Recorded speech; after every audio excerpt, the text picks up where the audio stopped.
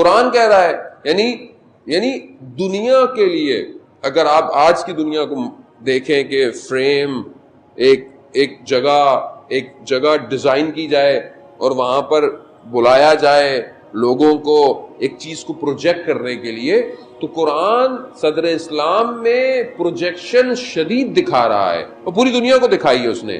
کہاں پر؟ مباہلے کے وقت، یعنی پہ پروجیکشن تھی. اب اگر اچھا کیوں نہیں نظر آئی، یہ کیوں نہیں نظر آتی ہے، اس کی بھی وجوہات ہیں، لیکن وہاں بلایا گیا.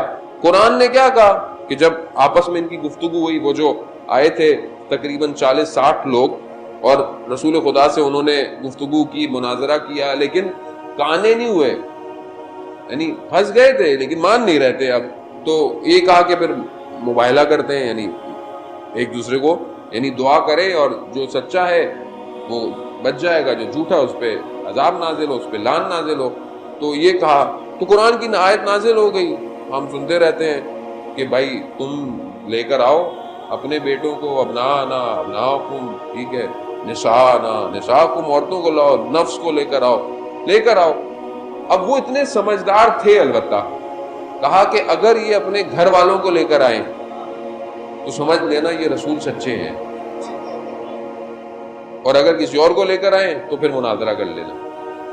اب انتظار کیا اس وقت لوگوں نے، یعنی دیکھیں یہ چیزوں کو کریٹ کائنات دیکھ رہی ہے، یعنی کائنات کو دکھایا جا رہا ہے کہ یہ ہستیاں کیا ہیں، یعنی بلایا گیا ہے.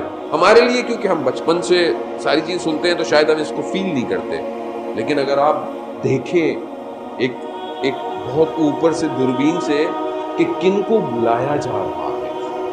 اب کن کو لا رہے ہیں؟ یہ دونوں آ رہے ہیں، ایک جو ہے وہ بغل میں ہے، ایک کا ہاتھ پکڑا ہوا ہے، ایک پیچھے بیٹی ہے اور پھر داماد ہے.